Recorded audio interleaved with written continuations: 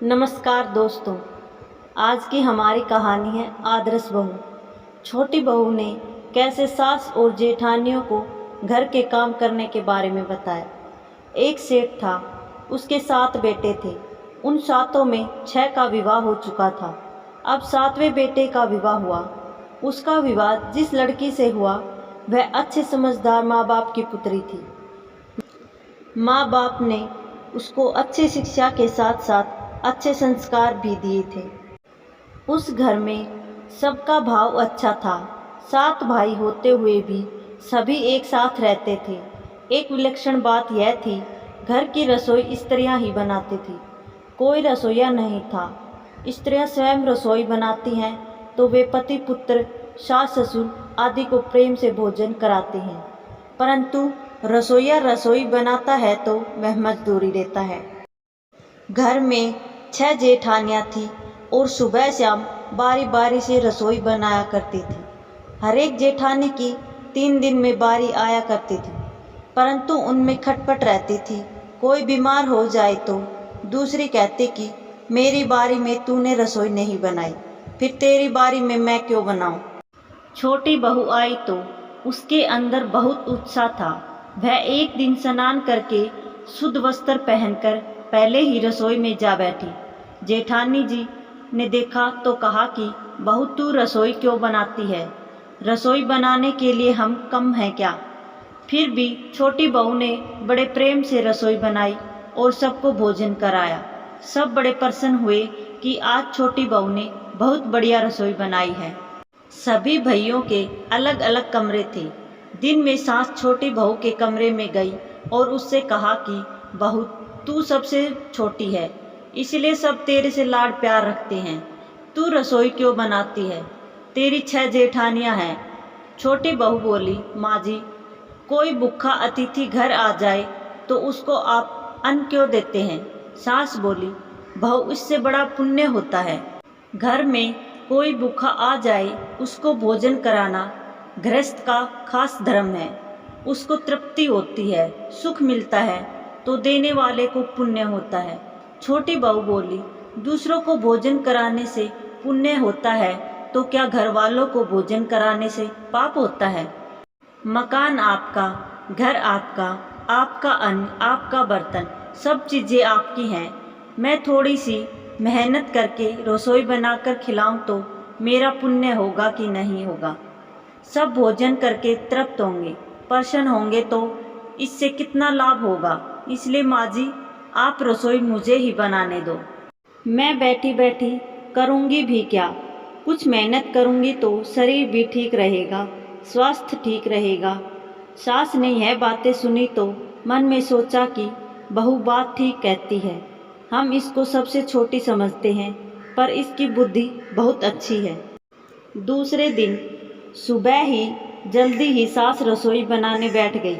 बहुओं ने देखा तो बोला, माँ जी, यह आप क्या कर रही हैं? रसोई बनाने वाली बहुत हैं, आप परिश्रम मत कीजिए। सास बोली, तुम्हारी अवस्था छोटी है पर मेरी अवस्था बड़ी है।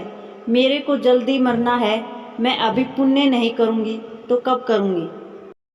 बहुएं बोली, इसमें पुण्य क्या है? यह तो घर का काम है।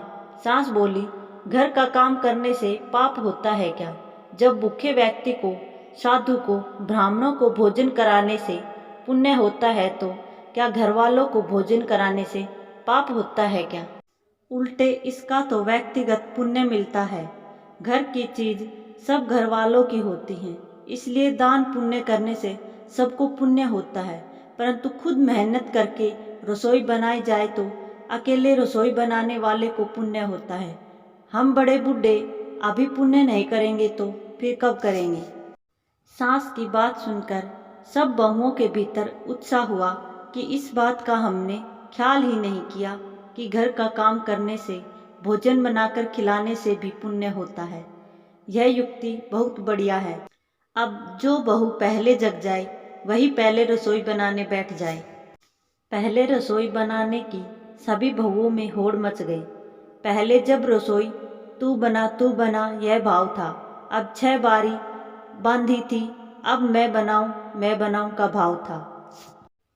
काम करने में तू कर, इससे काम बढ़ जाता है और आदमी कम हो जाते हैं। पर मैं करूं, इससे काम हल्का हो जाता है और आदमी बढ़ जाते हैं। छोटी बहू ने सोचा कि अब रसोई बनाने की कोई दिक्कत नहीं है, अब क्या किया जाए। घर में आटा पीसने की पुरानी चक्की पड़ी थी। वह उसको अपने कमरे में ले गई और आटा पीसना शुरू कर दिया।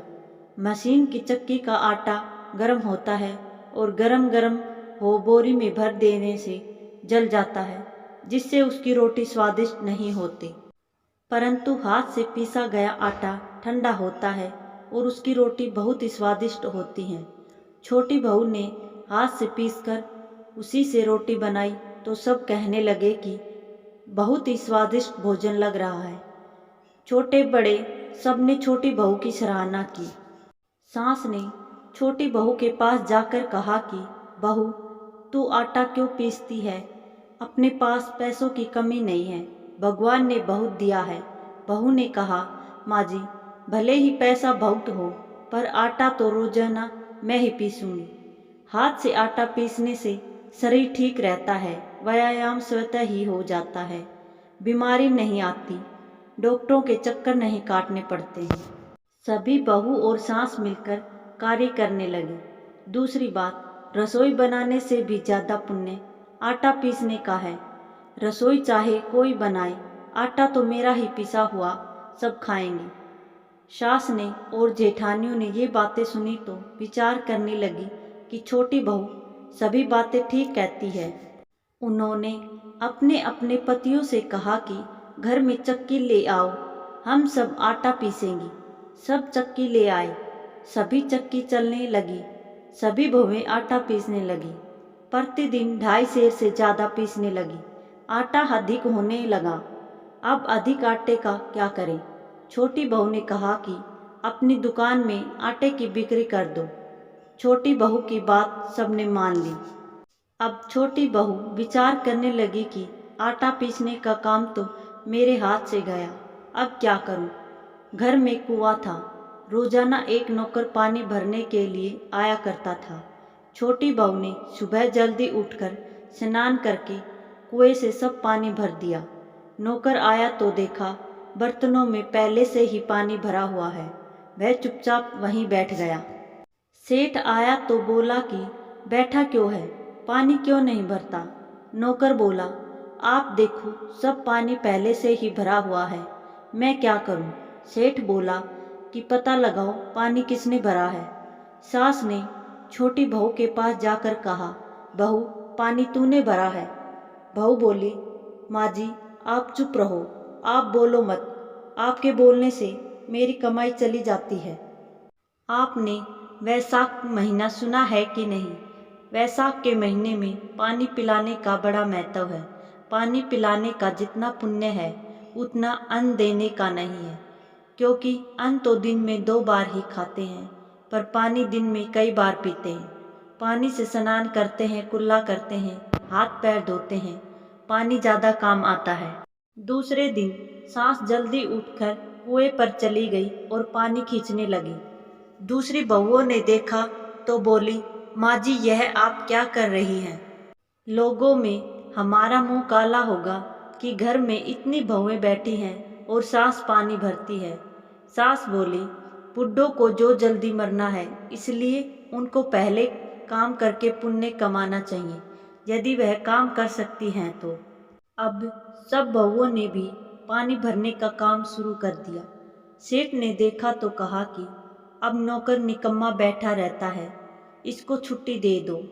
यह बात छोटी बहू ने सुनी तो वह सास के पास गई और बोली, मेरी प्रार्थना है कि आप पिताजी से कहिए कि नौकर को छुट्टी न दे।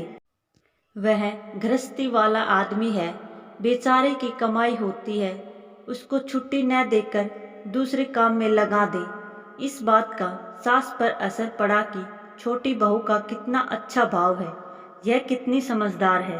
अब छोटी बहू ने विचार किया कि रसोई भी सब बनाने लगे, आटा भी सब पीसने लगे, पानी भी सब मिलकर भरने लगे, अब मैं क्या करूं? घर में जूठे बर्तन मांजने के लिए एक नौकरानी आती थी। छोटी बहू राख लेकर कोने में बैठ गई और अपने सब बर्तन धोने लगी और सभी बर्तन मांज दिए। नौकरानी दूर बैठी रह गई। सास ने देखा तो बोली, बहू विचार तो कर, बर्तन मांजने से तेरा कीमती गहना घिस जाएगा, फायदा क्या होगा। बहू कहा, माँ जी जूठन उठाने का बड़ा महत्व है। आपने महाभारत में कहानी नहीं सुनी, पांडव ने यज्ञ किया तो सबसे पहले भगवान श्री कृष्ण का पूजन हुआ। उन्हें भगवान श्री कृष्ण ने सभी के जूठी पतले उठाने का काम किया। जितना छोटा काम होता है उतना ही उसको करने का बड़ा महत्व होता है। अगर जूठन उठाने का ज़्यादा महत्व नहीं होता तो भगवान यह कार्य क्यों करते। दूसरे दिन सास बर्तन मांजने के लिए बैठ गई तो छोटी बहू ने कहा, माँ जी मेरी बात सुनो, इस थाली कटोरी गिलास पर तो मेरा हक है, क्योंकि यह मेरे पति देव का है, अतः इसको मैं साफ करूंगी। ऐसे ही सभी बहुओं ने अपने अपने पति देव के बर्तन साफ करने लगी। छोटी बहू विचार करने लगी कि अब मैं क्या काम करूं। सुबह रोजाना झाड़ू लगाने के लिए नौकर आया करता था। छोटी बहू ने सुबह जल्दी उठकर सब जगह झाड़ू लगाने लगी। नौकर ने आकर देखा कि छोटी बहू झाड़ू लगा रही है, वह भी साथ साथ झाड़ू लगाने लगा। सास छोटी बहू के पास गई और बोली, झाड़ू तो छोड़ दो। बहू ने कहा, माँ जी आपने रामायण नहीं सुनी क्या।